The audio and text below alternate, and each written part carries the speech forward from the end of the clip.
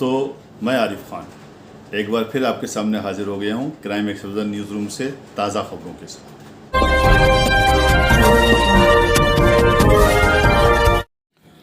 दोस्तों, इस क्लिप को पूरा ज़रूर देखिए ताकि आप भी उस ठगी से बच सकें जो ये ठग मासूम लोगों के साथ में ठगी करते हैं।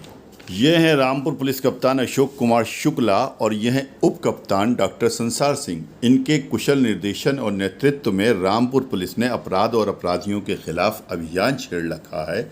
इसी के तहत रामपुर पुलिस को आज बड़ी कामयाबी मिली। सबसे पहले मैं आपको बता दूं कि जिस तरह से जो फ्रॉड हुआ है वो चेहरे देख लीजिए। ये चेहरा जो है, इसमें जो व्यक्ति खड़ा है इसका नाम आरिफ है और दूसरे का नाम जो है बाबू गुलाब खां है।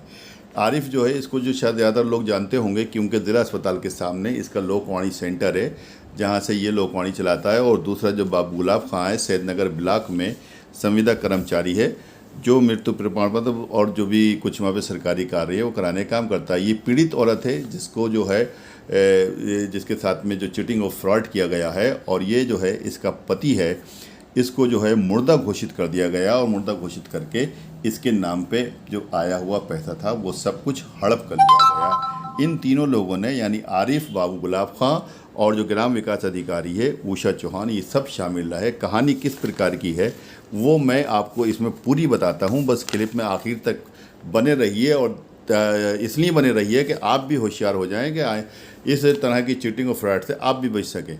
इसमें ये बताया गया है कि आरिफ नाम का व्यक्ति अपनी लोकवाणी सेंटर से जनधन प्रधानमंत्री योजना के संबंध में खाते खोलता है और उस तरह से लोगों के जो है वो काम करता है, प्रमाण पत्र आदि भी बनाता है तथा प्रधानमंत्री जनधन योजना के अंतर्गत खातेदारों के खाते से सरकार द्वारा 500-500 रुपये खातेदारों के जो खाते में आते हैं उन खातेदारों के अंगूठे लगवाकर उनके रुपए का भुगतान करके जन सेवा केंद्र चलाता है। इस योजना के अंतर्गत उसने कृष्णपाल पुत्र श्री गोमद निवासी ग्राम घाटमपुर उर्फ बेनज़ीरपुरा व उसकी पत्नी मोरसरी का खाता भी अपने जन सेवा केंद्र में खोला था। योजना के तहत दोनों खातों का 12 रुपये का एक्सीडेंटल प्रधानमंत्री सुरक्षा बीमा योजना बीमा, जिसमें खातेदार की दुर्घटना में मृत्यु होने पर पुलिस वेरिफिकेशन की आवश्यकता पड़ती है, तथा 330 रुपये प्रधानमंत्री जीवन ज्योति बीमा योजना के अंतर्गत स्वाभाविक मृत्यु होने पर ब्लॉक से मृत्यु प्रमाण पत्र के आधार पर 2 लाख रुपए का क्लेम मिलता है।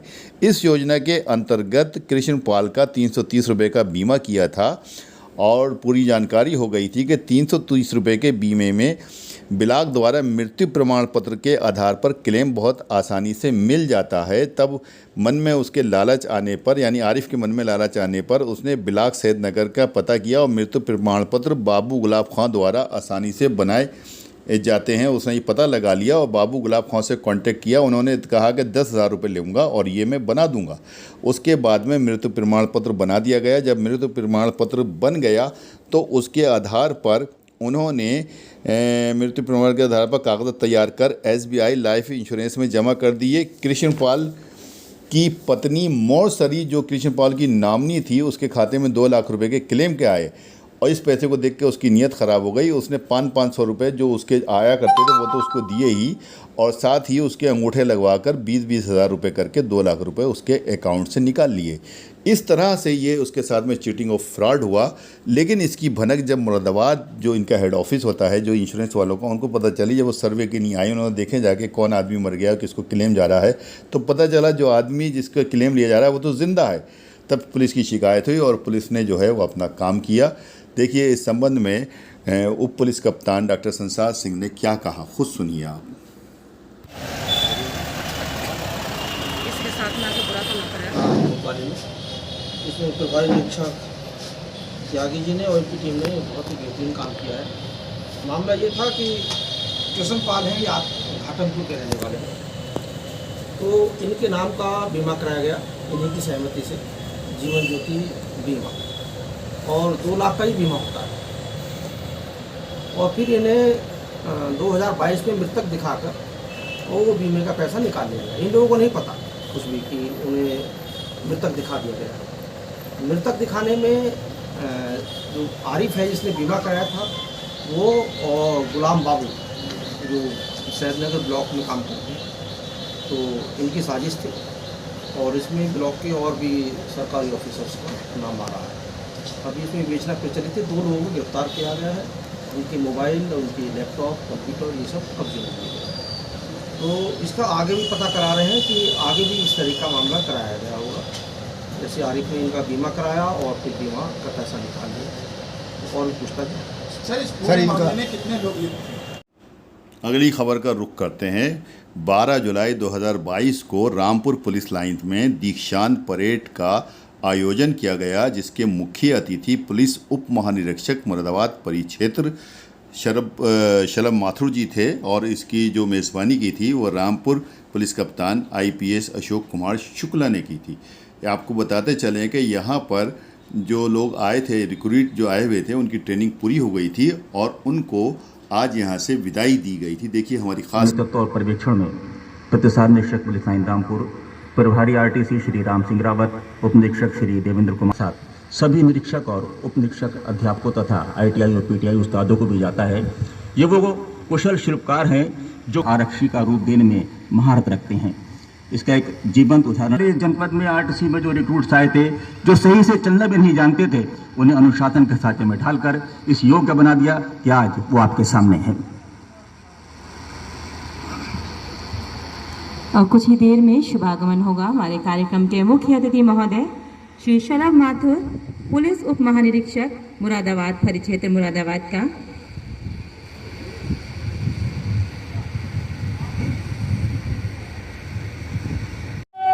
फोटोग्राफ के लिए वहां मौजूद होंगी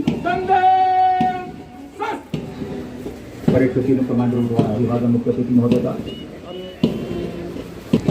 और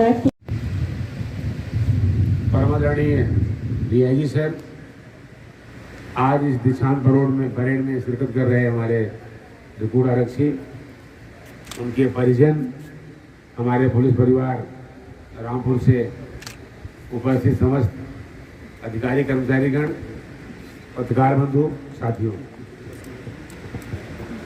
थोड़ा सा इसे व्यवधान कहें या आशीर्वाद कहें, ऊपर पितृदेव की कृपा से हुआ है। फिर भी हमारे उत्साह में कोई कमी नहीं है, हमारे उद्देश्य में कोई कमी नहीं है। ये 200 रिक्रूट आरक्षी सर हमको 13/1/2022 को आवंटित हुए थे, जिन्हें प्रशिक्षित करके हमें अपने PSC के बेड़े में शामिल करना था। इस 6 माह के आधारभूत प्रशिक्षण हेतु 23वीं वाहिनी PSC मुरादाबाद से आप लोगों ने आगमन किया था। एक विशेष बात नोटिस में आई सर, इन आरक्षियों का जो शैक्षिक लेवल सर्वे कराया गया सर, जनरली पहले अप टू इंटरमीडिएट हम लोग देखते थे, जो रिक्रूट कांस्टेबल्स का एवरेज एजुकेशन होता था।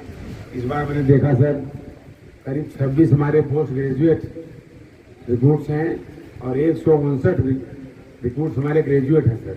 तो हमारी संख्या करीब 80% ग्रेजुएट की है सर, और कुछ टेक्निकल्स भी हैं सर, कुछ MBA भी हैं सर। तो इस बात से काफ़ी खुशी है कि इनका जो शैक्षिक लेवल है उसकी गुणवत्ता काफ़ी अच्छी है सर। 13/1/22 से 11/7/22 तक लगभग 6 माह के प्रशिक्षण के दौरान सर इनके द्वारा जो इंटरनल सब्जेक्ट्स थे उसमें पुलिस की हिस्ट्री है, पुलिस का जो ऑर्गेनाइजेशन है, इंटर डिपार्टमेंटल कोऑर्डिनेशन है, पुलिस की कार्यप्रणाली है, अनुशासन, विधि विज्ञान, पुलिस विज्ञान, पुलिस रेगुलेशन, कंप्यूटर साइंस, जो आज के वर्तमान समय में साइबर अपराध और कंप्यूटर एड हुआ है, इसका, और पुरानी परंपराओं के तहत जो हमारे गॉड स्पोर्ट रूल्स हैं सर, हमारा कॉन्स्टिट्यूशन, भारतीय संविधान और ह्यूमन राइट्स क्या हैं, IPC, CRPC, एविडेंस एक्ट आदि की विधिवत इनको आंतरिक विषयों की का प्रशिक्षण दिया गया सर। इसके साथ ही साथ वाह्य विषयों में पदाधिकारी प्रशिक्षण, फील्ड क्राफ्ट, जंगल training, arms training, physical efficiency आदि का गहन प्रशिक्षण को दिया गया है सर। कल ही सर हमने रिहर्सल किया था सर, एक 45 डिग्री के टेम्परेचर में। मैंने कल बहुत सराहा सर इनको माइक से।